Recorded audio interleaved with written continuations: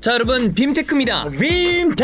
자, 우리 집콕 시대 아니겠습니까? 맞습니다. 이게 자취를 하거나 자취를 안 하더라도 이런 거 하나 있으면 집안 분위기가 달라집니다. 이게 뭐 네. 가족들이나 네. 아니면 결혼하신 분들도 그냥 영화를 보더라도 큰 화면으로 TV에서 보여주죠. 보는 것보다 이걸로 불 꺼놓고 보면 그럼 분위기도 나. 분위기 완전 네. 이게 조명이에요. 그렇습니다. 그렇네. 어떤 무드 있는 조명이 되는 됩니다. 자, BT 1500이고요. 뭐 유튜브, 넷플릭스, 스포츠 중계, 사실 축구 중계도 크게 보면 더 좋고. 크게 봐. 공이 진짜 내 대가리 많아. 그래 그런 공으로. 그럼 잘 보여. 그렇습니다.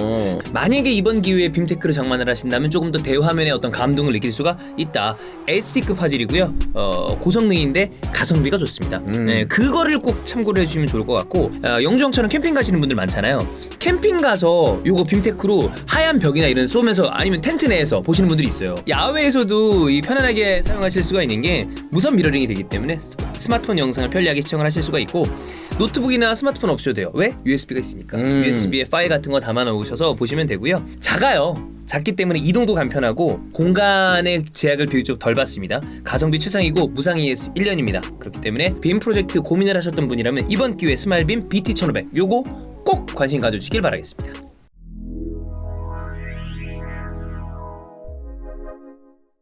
자, 이 슈퍼리그 초대 회장, 레알 마드리드 회장인 그리고 현대 축구의 어떤 패러다임을 바꾸는 선두주자 중에 한 명이죠.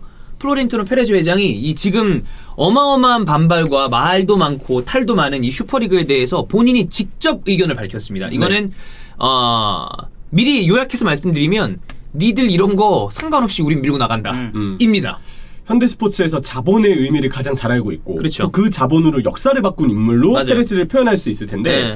크게 내용을 보면요 세 가지로 맥락을 추릴 수 있습니다. 하나는 슈퍼리그를 창설해야 할 이유, 두 번째는 왜 우리가 창설했냐. 그렇죠. 네. 그리고 두 번째는 유에파 및 슈퍼리그를 반대하는 이들에 대해서 반박하는 의견도 있었어요. 예. 그리고 세 번째는 슈퍼리그에 대한 세부 계획. 어떻게 디테일하게 가는지 얘기해줄게. 네, 이런 부분들을 나눠볼 수가 있거든요. 첫 번째는 왜 슈퍼리그를 창설해야 하는가, 이 부분에 대한 설명이 있습니다.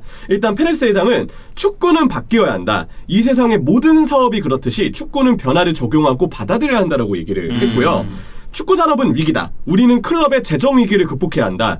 12팀이 합쳐서 50억 유로를 잃었는데 어떤 팀은 2억 5천만, 또 다른 곳은 1억 8천만 유로를 잃었다고 한다. 우리 레알 마드리드도 4억 유로의 손해를 봤기 때문에 지금 재정이 일단 안 좋다는 점을 먼저 설명을 했어요. 이 얘기를 들어보면 슈퍼리그의 창설이 언제 이뤄질지 우리가 예측할 수 없었으나 코로나로 인한 타격이 이것을 당긴 것은 분명해 보인다. 맞아요. 이 규모만 보더라도 어마어마하게 크죠. 엄청나죠. 네. 그리고 현재 재정 상태는 내 20년의 재임 시기 중 최악이다. 이대로면 선수들도 연봉을 낮춰야 할 수 있다. 슈퍼리그에 참가하는 잉글랜드, 스페인, 이탈리아의 메이저 팀들은 지금의 위기에 대한 해결책을 찾아야 한다라고 페레스 회장은 먼저 일단 설명을 했어요. 그러니까 페레스가 지금 레알 마드리드를 예전에 맡았다가 중간에 잠깐 빠졌다 다시 돌아왔죠. 맞아요. 네, 돌아왔는데 20년입니다. 이 시간이. 그쵸. 이 20년 동안 재정이 최악이다? 저는 이것도 시사하는 바가 크다고 있죠. 봅니다. 네. 분명 우리가 지금 뭐 재무제표라든지 여러 자료들이 드러날 때가 있잖아요. 근데 그 이상으로 더 이 현직에서 받아들이는 체감은 훨씬 클 거라고 좀 짐작이 가요. 네. 게다가 더 강하게 어조를 단 부분이 있는데 지금과 같이 적은 돈이 돌아다니는 방식으로 모두가 죽는다. 슈퍼리그가 창설되지 않으면 모든 클럽이 2024년 전에 망할 수 있다. 와 이거 워딩이 세요. 이거 세요 진짜. 그래서 그리고 그 다음 말이 좀 인상적이긴 하죠. 그렇죠. 결국 챔피언스리그 대신 슈퍼리그를 진행해 잃어버린 수익을 완화할 수 있다는 결론에 도달했다. 상황이 나쁘기 때문에 더 치열한 경기를 해야 한다.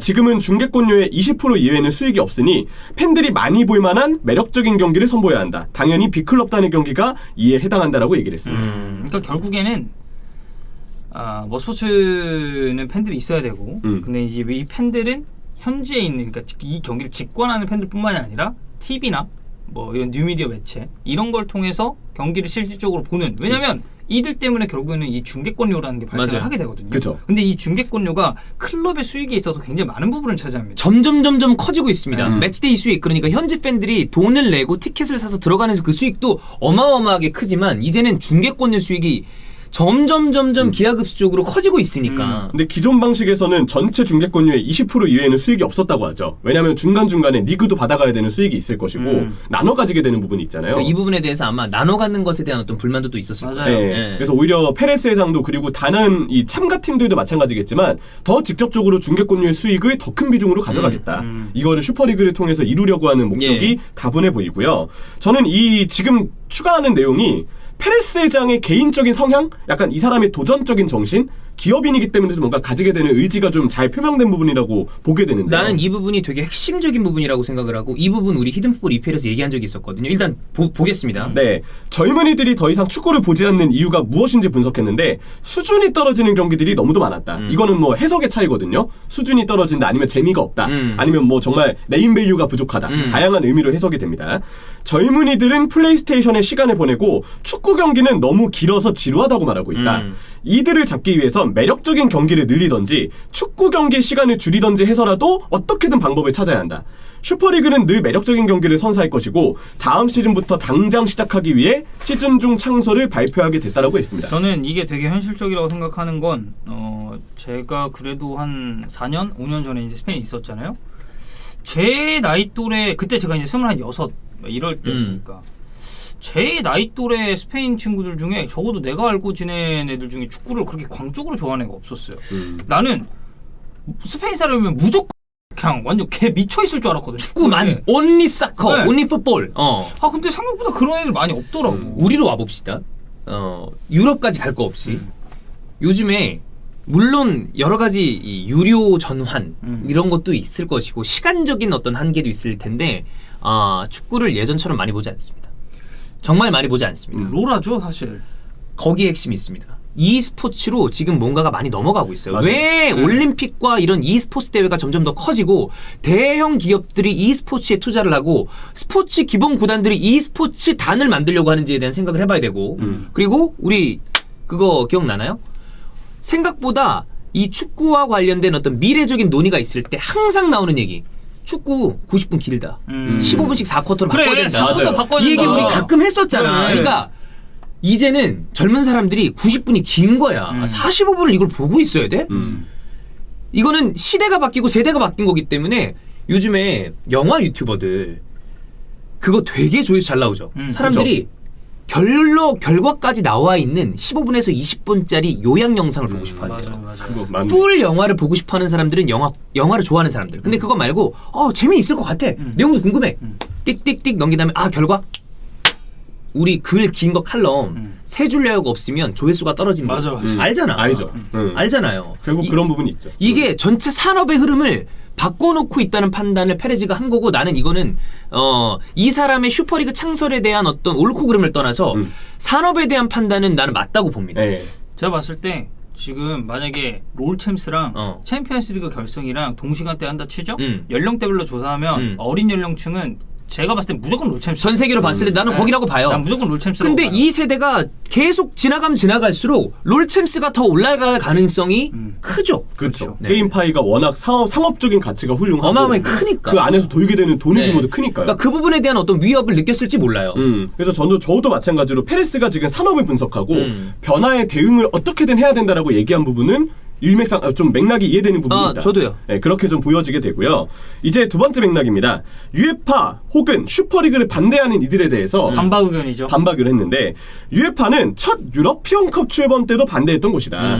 이 슈퍼리그라는 아이디어는 부자들만 잘 되기 위한 방안이 아니다. 이건 축구를 지키기 위한 방안이다. 넓게 보면 소규모 클럽들을 위한 방법이기도 하다라고 얘기를 했고요. UEFA의 챔스 개편안은 축구를 위기로부터 절대 구해낼 수 없다. 난 UEFA가 일하는 방식을 이해할 수 없는데 그 개편안은 어느 것도 돕지 못할 것이다라고 얘기를 했습니다. 자, 요거에 대해서 우리가 다음 편에 얘기를 할 텐데 별로긴 합니다. 전 동감합니다. 네. 이거는 페레스 의견을 동감해요. 별로긴 합니다. 맞아, 진짜 별로예요. 네. 그리고 이어서 덧붙이면 선수들은 그들의 대표팀 선수 자격을 유지하게 될 것이다. 이거 왜냐면 UEFA가 계속 얘기하잖아요. 슈퍼리그 나가는 선수들 국대 자격 없앨 수 있다. 약간 이런 얘기들 하는데 여기에 대한 반박이죠. 기사에서 나오는 대표팀 자격 금지는 있을 수 없는 일이다. UEFA한테 독점권이 없는데 무슨 근거로 그렇게 할 수 있다는 거냐. 나도 이건 불가능하다고 봐. 네. 그리고 FIFA 성명문 약간 뉘앙스가 바뀌었습니다. 맞아요. 그것도 뭐 저희가 또 말씀드릴 텐데. 강한 어조에서 약간 네. 누그러들었다 이런 얘기들을 좀 하고 있고 그리고 또 하나 덧붙인 게 있습니다. UEFA는 투명해져야 한다. 이 하비에르 테바스 라리가 회장도 투명해져야 한다. 그들은 왜 급여 공개를 하지 않는가? 난 르브론 제임스의 연봉은 알지만 UEFA 회장 세페린의 연봉은 모른다. UEFA 회장 세페린이 아넬리를 욕한 건 용납할 수 없다. 근데 뭐 이거는 보기에 따라서 아넬리가 그 UEFA 개편안에 동의하는 척하다가 갑자기 그렇죠. 약간 돌아섰다는 얘기가 그게 있어서 있으니까. 어디까지가 진실인지 예. 모르겠지만 뭐 이건 욕할 수도 있을 어쨌든. 것 같긴 합니다. 어쨌든 그래서 그들은 진행된 위기에 대한 얘기는커녕 우리에게 위험만 가하고 있다. 그리고 우리하고 좀 더 어떻게 하면 수익을 낼 수 있고 어떻게 하면 떨어진 수익을 메꿀 수 있는지 생산적인 논의를 UEFA가 하지 않는다는 그 뜻을 내포하고 있는 거죠. 네. 그리고 또 하나는 영국 총리 보리스 존슨이 프리미어리그를 지키기 위해 또 슈퍼리그 창설을 막고자 모든 방법을 쓸 것이다라고 했는데 그렇죠. 저희가 아까도 소개해드렸었던 얘기죠. 그렇죠. 여기에 대해서 적극적으로 반박을 했습니다. 그의 말은 트였다. 모든 것은 일상적으로 돌아갈 것이다. 이 얘기는 우리는 슈퍼리그를 하면서도 자국 리그도 참여할 것이다. 하고 별 문제 없을 거야. 챔피언스 리그를 대체할 뿐이고 돈을 위한 어떤 그러니까 축구의 산업에 대한 이 위기에서 이게 출발한 것이고 앞에 얘기를 들어보면 이거 낙수 효과도 있을 것이다. 그쵸. 중소클럽한테도 효과가 갈 것이다라는 이야기를 하고 있습니다. 어쨌든 이 사람 나이가 참 많은 사람이잖아요. 그쵸. 근데 생각 자체가 어마어마하게 파격적입니다. 되게 정말 이게 되게 진보적인 생각을 갖고 있어요. 우리의 어떤 그 진보가 우리 정치적인 어떤 생각을 그런 거 얘기하는 게 아니라 아니고. 예. 그 일반적으로 사람들이 생각하지 않는 어떤 다른 개념을 생각하는 사람이긴 해. 확실히 네. 보면. 아까 얘기했던 것처럼 오랫동안 이 판에서 일했던 사람이 그렇지. 요즘 젊은 애들 봐라. 시간 길다고 하잖아. 이거 줄여야 돼. 이렇게 얘기할 수 있는 사람이 몇이나 많지 않아요. 왜냐면 본인의 밥그릇이거든. 물론 그러니까. 본인의 밥그릇이 날아갈 것 같은 위기를 느끼고 빠르게 감지해서 움직이는 게 또 이 사람의 특징이기도 한데 어쨌든 생각 자체는 파격적이고 저는 일부 굉장히 대단한 부분이 있다고 생각합니다. 네. 네. 그리고 이 얘기는 페레스 회장의 이 얘기에서부터 지금 새롭게 뭔가 밝혀진 아이디어인데 발칸반도의 팀들이나 벨기에 팀들도 이미 스스로를 지키고자 새로운 대회를 계획하고 있다라고 얘기를 했어요. 네. 이것도 앞으로 어떻게 내용이 좀 번질지 지켜볼 일인 것 같습니다. 예. 세 번째 맥락은 슈퍼리그에 대한 세부 계획을 밝혔거든요. 좋아요. 피라미드와 같은 구조가 나올 것을 기대한다. 슈퍼리그의 빅클럽들은 더 많은 돈을 갖게 되고 그 돈을 중하위권 팀 선수 영입에 투자할 것이다. 만약 빅클럽의 재정이 무너지면 챔피언스 리그와 같은 기존 축구 시스템은 현재로서 모두 무너지게 되어 있다고 했습니다. 결국 빅클럽들이 어느 정도 돈을 부여놓은 상태에서 선순환 투자를 해서 그 투자가 중하위권 팀들에게도 재정적인 어떤 이득으로 오게끔 하는 거죠. 그러니까 단순하게 생각하면 사실 셀링 클럽들 나는 셀링 클럽이란 표현을 사실 나쁜 표현이라고 전혀 생각하지 않아요. 근데 이제 좀 듣기에 따라서 그렇지. 기분 나쁠 수 그러니까 있지. 뭔지는 충분히 이해하는데 왜냐하면 구단마다 본인들이 이 팀을 운영하는 데 있어서 여러 가지 방법이 있는데 그들은 그 방법을 택한 거거든요. 그렇죠. 그렇기 때문에 만약에 이적료 수익을 크게 올리지 못하면 구단이 문제가 생기는 팀들도 생각보다 제법 많습니다. 네. 그러니까 이들은 지속적으로 선수를 키워서 내보내고 또 키우고 내보내고 이런 방식을 이미 채택하고 있다. 네. 새로 생기는 게 아니라 이미 그렇게 하고 있다는 얘기를 하고 있는 거죠. 근데 그렇죠. 빅클럽에서 이적료를 충당시켜줄 수 없다. 그럼 이거 자체가 다 무너진다는 얘기를 하는 거고. 그래서 피라미드란 얘기를 예. 이제 페레스 회장이 했고 이 얘기가 중요합니다. 매 시즌 5개의 팀들이 바뀔 예정이다. 15+5잖아. 그죠. 15팀 강등도 여기가 바뀐다는 얘기죠. 네. 그러니까 통로가 없는 게 아니다. 다친 경쟁이 아니다. 나폴리, 로마 같은 팀들은 1, 2년 후에 슈퍼리그에 들어올 수 있다. 라고 일단 얘기를 했고요.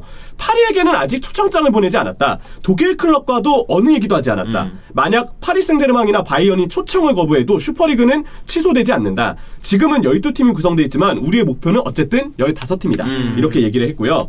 슈퍼리그 계약은 구속력이 있다. 지난주 토요일에 계약한 12팀은 이제 슈퍼리그를 떠날 수 없다. 계약할 동안 아무 문제도 제기하지 않았대요. 그래서 같이 일할 것이라고 얘기를 했습니다. 여기에 대해서 그런 얘기가 기사들이 나와서 중간에 반발이 세니까 몇몇 개 클럽은 굉장히 지금 약간 쫄린다. 맞아. 중간에 돌아설 수도 있다라는 얘기 나왔는데 그거 없어. 이거 이미 우리 그냥 한 배 탔어. 끝장이야라고 얘기를 그냥 못을 박아버린 거 아니야. 어떤 계약의 구속력을 지금 강조한 거죠.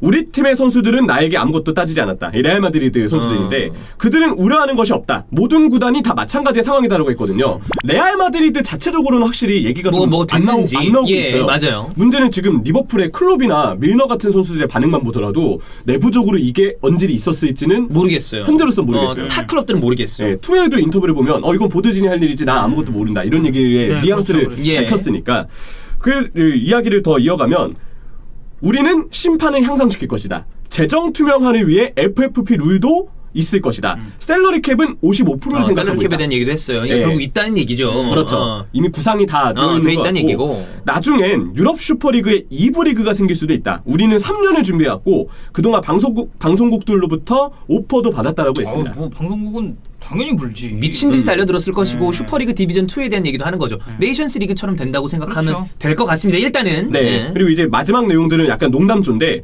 본인이 회장이 있는 것에 대해서 약간 불만스러워할까봐 이 얘기도 합니다. 내가 회장인 게 별로면 뭐 라포르타한테 얼마든지 회장 내일이라도 줄 수 있다. 내가 지금 이거 감투 욕심 있어서 여기 있는 게 아니라 이건 그냥 무조건 간다. 네. 그리고 회장은 뭐 돌아갈 수도 있다. 뭐 이런 그렇죠. 정도의 뉘앙스로 보면 될 것 같습니다. 그렇죠. 그리고 지금 레알 마드리드가 챔피언스리그 위너스 패치 13번, 13회 예. 이걸 가지고 있잖아요. 존나 웃긴데. 이거 되게 웃겨요. 슈퍼리그 우승하면 14번째 우승이냐고? 올 시즌 챔스 우승할 거니까 15번째야. 이번 거 먹고 그다음에 슈퍼리그 우승한다. 존나 쩐다. 아, 이거는 대단한 사람이야. 페레스이기 때문에 맞아요. 레알 마드리드의 수장이기 때문에 할 수 있는 맞습니다. 발언입니다. 예. 이걸 보면 이들의 의지와 강경함이 얼마나 센지 좀 볼 수 있는 부분이고요. 우리가 어제 얘기했지만 바퀴는 굴러가기 시작했습니다. 이미 이거는 멈출 수 없는 상황이 된 것 같고 그러면 계속 얘기하지만 중간에 우리가 어떤 타협점을 찾아야 되거든요. 지금 갈등이 굉장히 첨예하기 때문에 근데 여기에서 아까 얘기했던 것처럼 UEFA가 지들이 내놨다는 그것이 너무나 좀 별로예요. 그것도 우리가 체크를 해보겠습니다.